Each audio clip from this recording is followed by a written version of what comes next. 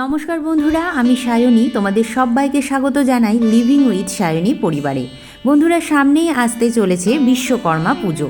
প্রতি বছরের ভাদ্র মাসে সূর্য যখন সিংহ রাশি ছেড়ে কন্যা রাশিতে প্রবেশ করে তখন এই পূজা সংঘটিত হয়।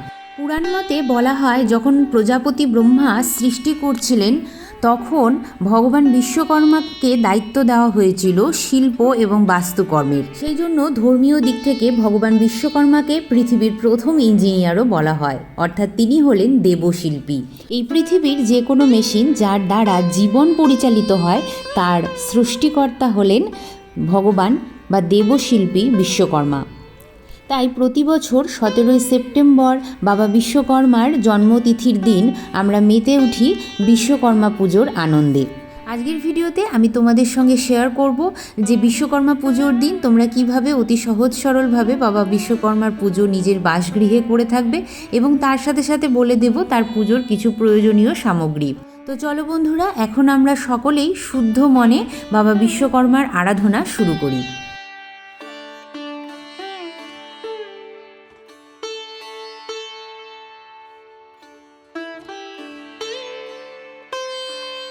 স্নান সেরে শুদ্ধ বস্ত্রে ঠাকুর মন্দিরে এসে পূজা প্রারম্ভের আগে আমি এখানে আচমন করে নিচ্ছি। বলছি, তদ্বিষ্ণু পরমং পদম সদা পশ্যন্তি সুরয় দিবিব চক্ষুরাতম ওম বিষ্ণু ওম বিষ্ণু ওম বিষ্ণু। এরপর হাতে আবারও একটু গঙ্গা জল নিয়ে আমরা আচমন সেরে নেব। বলবো, অপবিত্র পবিত্র বা সর্বাবস্থাং গত পিবা যৎসরেত পুণ্ডরীকাক্ষ সবাহ্য অভ্যন্তর সূচি নমসূচি নমসূচি নমসূচি। পূজার কিছু প্রয়োজনীয় সামগ্রীর কথা এবার আমি বলে দেব। একটি জলচৌকির উপর এখানে আমরা হলুদ রঙের কাপড় পেতে নিয়েছি। বন্ধুরা, তোমরা অবশ্যই বিশ্বকর্মা ঠাকুরকে হলুদ রঙের কাপড় বা লাল রঙের কাপড়ের উপরে বসাবে। গঙ্গা জল ছিটিয়ে আমি আসন শুদ্ধিকরণ করে নেব এবং অল্প একটু ফুলের পাপড়ি ছিটিয়ে আমি এখানে ফুলের আসন তৈরি করে নেব। পুজোর জন্য প্রথম যেটা আমাদের লাগবে তা হলো ভগবানের একটি চিত্রপট। তোমরা চিত্রপটের বদলে ভগবানের মাটির মূর্তি, পিতল বা পাথরের মূর্তিও নিয়ে তাতে পূজাবিধিটি সম্পন্ন করতে পারো। এই পূজাতে কিছু বিশেষ সামগ্রী লাগে যার বর্ণনা এখন আমি তোমাদেরকে করে দেব। যেমন এই পুজোতে একটি ঘুড়ি লাগে যা আমরা বাবা বিশ্বকর্মাকে নিবেদন করে থাকি। আর আমাদের সনাতন ধর্মের এটাই বিশেষত্ব, আমরা সব কিছুর মধ্যেই ঈশ্বরের স্বরূপ দেখতে পাই। তাই বিশ্বকর্মা পূজার দিন লোহার দ্বারা নির্মিত যে কোনো বস্তুরই আমরা কিন্তু পুজো করে থাকি। যেমন এখানে দেখো, আমি কিছু লোহার বস্তু নিয়েছি। এছাড়াও তোমাদের বাড়িতে যদি কোনো মেশিন থাকে তাকে পরিষ্কার পরিচ্ছন্ন করে বাবার পাশে রাখতে হয়। যদি গাড়ি বা যানবাহনের কোনো ব্যাপার থাকে তো তাহলে অবশ্যই সেই গাড়িকে ধুয়ে সুন্দর করে পরিষ্কার করে নিতে হবে এবং তারপরে সেই গাড়িতেও একটি ফুলের মালা দিতে হবে। এখানে দেখো, আমি পূজার কিছু সামগ্রী নিয়ে নিয়েছি। ফুলমালা আছে, কিছু ফুল আছে, দূর্বা, বেলপাতা, আমপল্লব, এছাড়াও পান লাগছে এবং লাগবে আমাদের একটি কদলী বা কলা। তো পুজোর সমগ্র জিনিস আমি এখানে কিন্তু আয়োজন করে নিয়েছি। সবথেকে প্রয়োজনীয় যেটা তা হলো তোমার মনের আস্থা এবং ঈশ্বরের প্রতি তোমার সমর্পণ। পার্থিব কিছু জিনিস যা কম পড়লেও অসুবিধা হয় না, তবে মনের আস্থা আর সমর্পণ যেন একদম একাগ্র থাকে। এখানে স্নানের বিধির জন্য আমি একটু গোলাপ জল, অঘরু আর একটি গামছা নিয়েছি। এর মধ্যে প্রথমেই আমি একটু গঙ্গা জল দেব এবং একে একে অঘরু এবং গোলাপ জল এর মধ্যে মিশিয়ে নেব।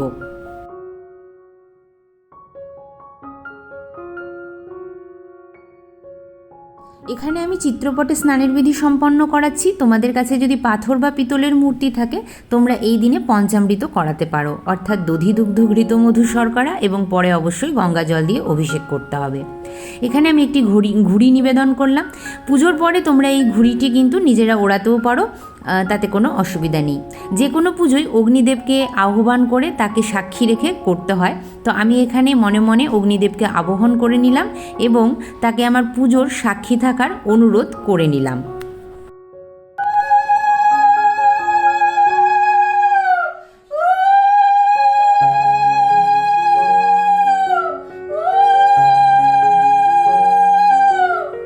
গৃহের বাতাবরণকে সুভাষিত করার জন্য আমি এখানে একটি চন্দনের গন্ধযুক্ত ধূপকাঠি প্রজ্বলিত করে নিয়েছি। এরপরে দেখো, আমাদের এই পুজোতে শ্বেত চন্দন লাগবে, তাই আমি এখানে খানিকটা শ্বেত চন্দন বেটে নিচ্ছি। জয় শ্রী বিশ্বকর্মার জয়, জয় শ্রী বিশ্বকর্মার জয়, জয় শ্রী বিশ্বকর্মার জয়, এই মন্ত্রটি জাপ করতে করতে আমি বাবা বিশ্বকর্মার ললাটে চন্দনের ফোঁটা দিয়ে নিলাম। এরপর আমরা এখানে বাবাকে মৌলি সুতো কিছুটা আতর দিয়ে নিবেদন করব। বন্ধুরা, তোমরা যদি বাবাকে বস্ত্রস্বরূপ ধুতি দিয়ে থাকো তাহলে এই মৌলি সুতোটি নিবেদন করার কোনো প্রয়োজনীয়তা নেই, কেন কি মৌলি সুতো বস্ত্রস্বরূপ আমরা নিবেদন করে থাকি। তোমরা যারা বস্ত্র নিবেদন করতে পারছো না তারা এরকম একটি মৌলি সুতো নিবেদন করতে পারো। যারা পাচ্ছ না তাদের কোনো অসুবিধা নেই, না পেলে মনে মনে অর্থাৎ মননে তোমরা মৌলি সুতো নিবেদন করতে পারো। একটি ফুলমালাও কিন্তু আমি এখানে নিবেদন করে দিলাম। আর লোহায় নির্মিত যে যন্ত্রগুলি আমার কাছে আছে সেগুলি বাবার চরণ ছুঁইয়ে নিলাম। আর এখন একটু সিঁদুরের ফোঁটা এর মধ্যে আমি দিয়ে দেব। ভগবান শ্রী বিশ্বকর্মার ডান হাতের দিকে আমরা এখানে গণপতি বাপ্পাকে স্থাপন করব। তিনি হলেন প্রথম পূজ্য, তাই তার পুজো সর্বাগ্রে করা উচিত। তোমরা যদি তোমাদের আসনে যদি গণপতি বাপ্পার মূর্তি থাকে তাহলে এই বিধিটি না করলেও চলবে। কিছুটা গোটা আতপ চালের উপর একটি সুপুরির মধ্যে আমি মৌলি সুতো বেঁধে এখানে স্থাপন করলাম, অর্থাৎ গণপতিকে স্থাপন করলাম। এরপরে লাল সিঁদুরের একটু তিলক করে নিচ্ছি এবং একটি উপবীত বা পৈতে আমি গণপতিকে এখানে নিবেদন করলাম। ভগবান শ্রী বিশ্বকর্মাকেও আমি এখানে একটি উপবীত নিবেদন করলাম। ঘট পেতে এই পুজো করব, তাই মন্দিরের সামনে আমি একটু গঙ্গা মাটি পেতে নিচ্ছি। গঙ্গা মাটি না পেলে তোমরা যে কোনো গাছের তলার মাটি বা পুষ্করিণীর পাশের মাটিও নিতে পারো। এর উপরে আমি একটু সিঁদুর তিলক করে নিচ্ছি এবং তার উপরে ঘট পাততে গেলে যা যা প্রয়োজনীয় হয় আমাদের, যেমন 3টি বা 5টি দূর্বা এবং তার সঙ্গে একটু পঞ্চশস্য আমি এর মধ্যে ছিটিয়ে নিচ্ছি।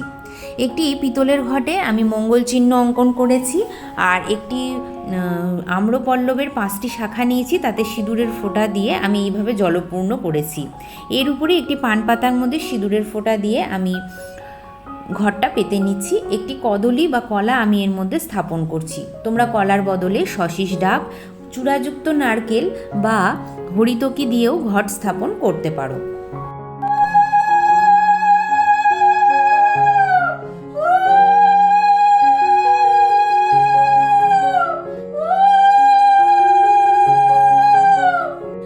একটি চাঁদমালা এবং নতুন একটি গামছা আমি নিবেদন করেছি। তোমরা গামছার বদলে চেলিও নিবেদন করতে পারো। জলশঙ্খ স্থাপন করলাম। এরপর আমরা প্রথম পূজ্যকে পুষ্পাঞ্জলি দেব। হাতে জবা ফুল এবং দূর্বা নিয়ে বলবো ওং গাং গণপতয়ে নমঃ, ওং গাং গণপতয়ে নমঃ, ওং গাং গণপতয়ে নমঃ। হাতে ফুল এবং বিল্লপত্র নিয়ে আমরা বলবো ওম শ্রী শ্রী পঞ্চদেব দেবীভ্যো নমঃ। এই মন্ত্রটি বলে আমি ঘটে পুষ্প নিবেদন করব। এরপর শ্রী শ্রী বিশ্বকর্মার জন্য হাতে ফুল, বিল্লপত্র এবং দূর্বা হাতে নিয়ে বলবো দেবশিল্পিং মহাভাগ দেবনাং কার্য সাধক পূজং গৃহাং বিধিবত কল্যাণাং কুরু মে সদা। পুষ্প দেবশিল্পীর পায়ে নিবেদন করব এবং আবারও হাতে ফুল নিয়ে বলবো আয়ুষর্য বলং দেহি শিল্পে দেহি শুভং মতি ধনং দেহি যশ দেহি বিশ্বকর্মং প্রসিদমে। তৃতীয়বার বলবো শিল্পাচার্যং নমস্তুভ্যং নানা অলঙ্কার ভূষিতম মম বিঘ্ন বিনাশায় কল্যাণাং কুরু মে সদা। পুষ্পাঞ্জলির পর এরপর আমরা প্রণাম মন্ত্র জানাবো। বলবো দেবশিল্পিং মহাভাগ দেবনাং কার্য সাধক বিশ্বকর্মং নমস্তুভ্যং সর্বভীষ্টং প্রদায়ক।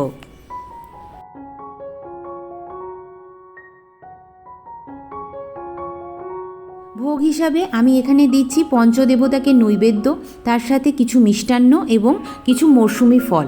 বন্ধুরা, তোমরা যদি এই দিন বাতাবি লেবুটি পেয়ে যাও তাহলে অবশ্যই মরশুমি ফলের মধ্যে রেখো, কেন কি বিশ্বকর্মা পুজোর সময় বাতাবি লেবু দিতেই হয় এবং সেই সময় বাজারে অ্যাভেলেবেলও হয়। তবে আজকে আমি বাজারে বাতাবি লেবুটা পাইনি, যার জন্য আমি এখানে নিবেদন করতে পারছি না।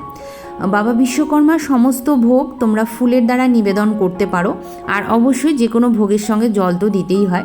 এই দিন তোমরা খিচুড়ি, লুচি, সুজি, পায়েস, তারপরে তরকারি, 5 রকমের ভাজা সবই দিতে পারো। যদি তোমরা কিছু বানিয়ে দিতে চাও নিজের হাতে তৈরি করে, তোমরা যদি ভোগের রেসিপি চাও আমি অবশ্যই কমিউনিটিতে ভোগের রেসিপিগুলো দিয়ে দিব। এরপর আমরা মঙ্গল আরতি শুরু করব।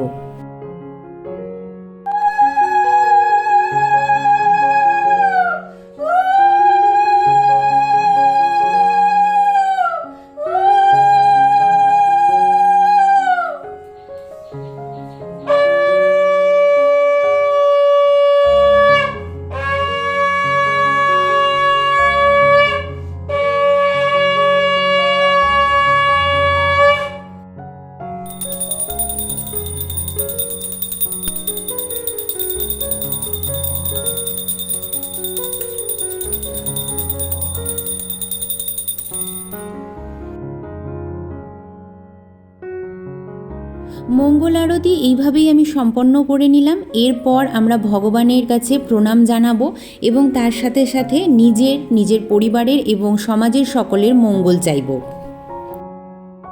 ভোগে দেওয়া প্রসাদ আমরা সকলের মধ্যে বিতরণ করব এবং কিছুটা নিজেও গ্রহণ করব এবং ব্রত ভঙ্গ করব, উপোস ভঙ্গ করব। এই দিন নিরামিষ আহারাদি খেতে হয় সবাইকে, তাই আমরা নিরামিষ আহারাদিও গ্রহণ করব। অনেকের বাড়ির নিয়ম থাকে যতক্ষণ অবধি পুজো না হয় ততক্ষণ অবধি উপোস থাকা এবং তারপরে প্রসাদ খেয়ে উপোসভঙ্গ করার, এবং দিনের বেলাটায় নিরামিষ আহারাদি গ্রহণ করলেও রাতে কিছু আঁশ খাওয়ার। তো যার বাড়ির যেটা নিয়ম তাদেরকে সেটাই পালন করতে হবে।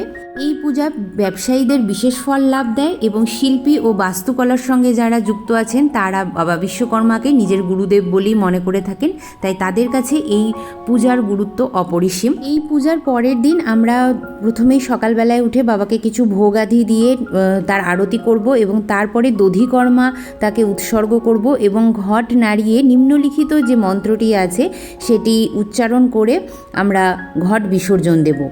তো চলো বন্ধুরা, এই ছিল আমার গৃহে সহজ সরল বিশ্বকর্মা পূজা পদ্ধতি। কেমন লাগলো আজকের ভিডিওটি অবশ্যই লিখে জানিও। ভালো লাগলে লাইক শেয়ার কমেন্ট করতে ভুলো না। যারা আজকে নতুন দেখছো তারা প্লিজ আমার চ্যানেলটিকে সাবস্ক্রাইব করে আমার পাশে থেকো, আমার বন্ধু হয়ে যেও। দেখা হবে আবারও একটি সুন্দর পূজাবিধির সঙ্গে। ততক্ষণের জন্য তোমরা সবাই বলো জয় শ্রী বিশ্বকর্মা আর জয়।